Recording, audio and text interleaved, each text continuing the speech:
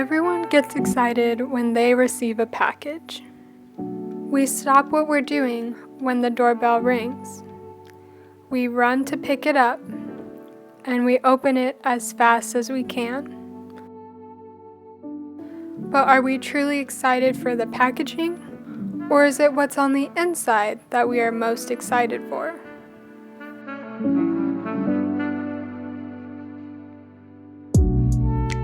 I have always been viewed as quiet by strangers and even people close to me. I don't know when it started or why it started, but I have always struggled to express myself in any situation. My mind can be filled with millions of thoughts, but when I try to speak, nothing will come out.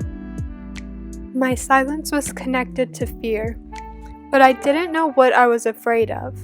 Was it the fear of being judged? Or the fear of being seen? Or maybe the fear of being understood? As a kid, I used to leave stickers on their sheets, untouched.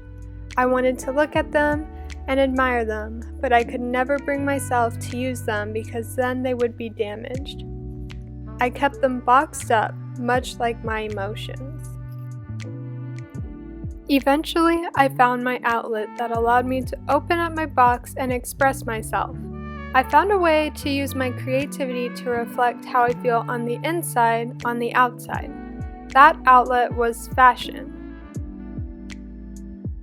First, I began getting more creative in how I dressed. I would wear bright colors, cute shoes, and lots of dresses and skirts.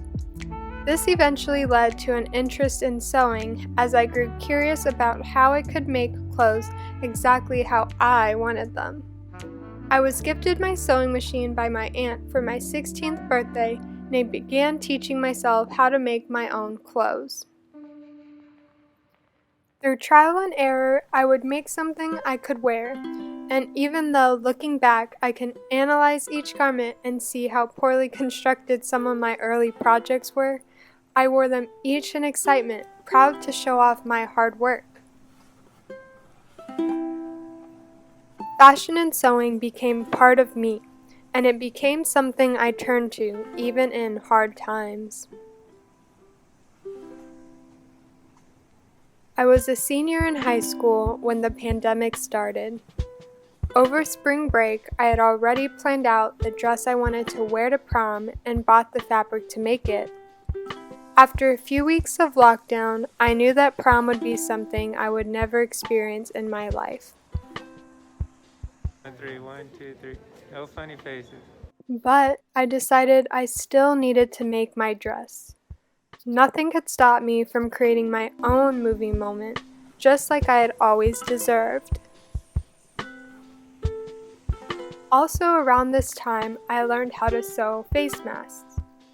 At first, I just made a few for my immediate family, then for extended family, and before I knew it, I was selling to people all across the US.